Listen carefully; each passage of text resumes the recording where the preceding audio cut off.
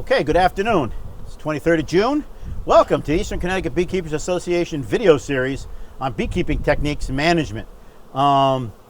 Today, we're going to talk about honey extraction and honey harvest. It's the second day of June. We've had a good spring flow. There was a bit of a dearth, but now we're back in the honey flow. We've got honey coming in. We've got honey stored, and we want to grab a super of honey and maybe spin out a few frames.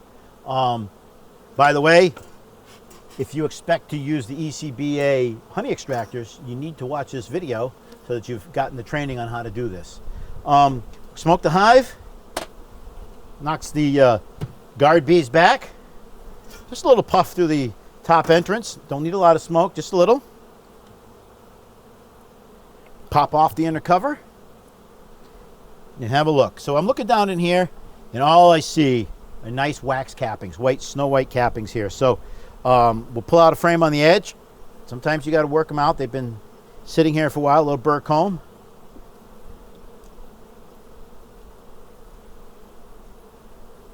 Look what I got here. Beautiful, beautiful capped frame of honey here. Most general rule, we like to see these things 90% capped or more. That indicates that we've got a good moisture content. We want the moisture to be 18% thereabouts or lower. Few cells here aren't capped, but we look for it to see 90%. 90% of the whole batch that you're going to do capped. That's a good place to start. A little later on, we'll take a moisture meter to this to verify it. I have one. But at this point, we're just going to continue on bringing this honey into the honey house. So the easiest way to do this is, if you only got a few frames, is to use a bee brush. You've got your frame of honey. Over here, I've got an empty box to put them on, and I've got one of these soft bristled bee brushes. So brushing the bees off, in your mind you want to think like you're going to try to slice them off with this brush. Otherwise, you're just going to roll the bees. So watch what I do here. Just slice them off.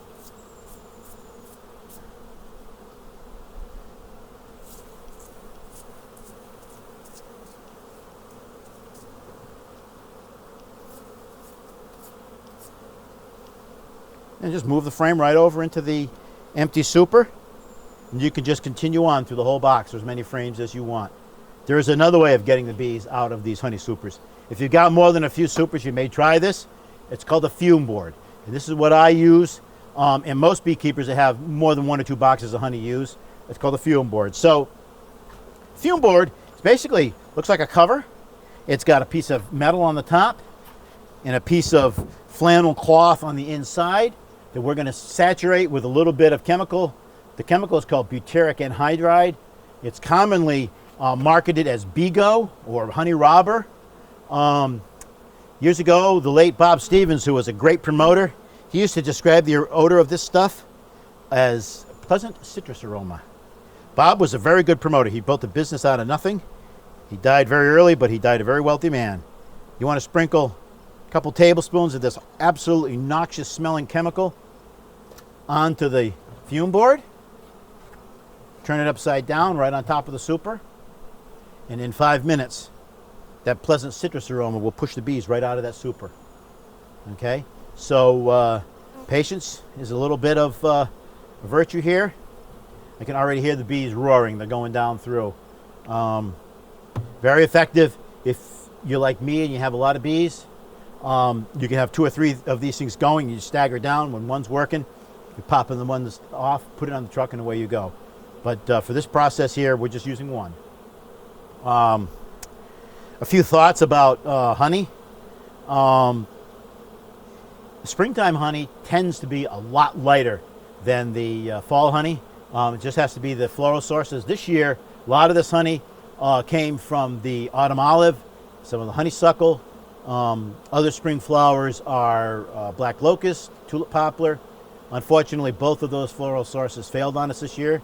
A lot of it didn't blossom. The tulips got washed out from rain. And anyway, I'm going to take a peek in here. There ain't too many bees left in there.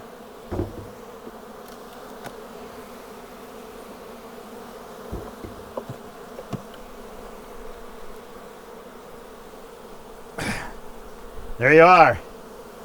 Now there's another super below here that's almost completely filled, but we're only going to take one super today. There's a few bees coming out of there, but that's the way it is. I'm going to cover this hive up, and we're going to quickly get that honey inside.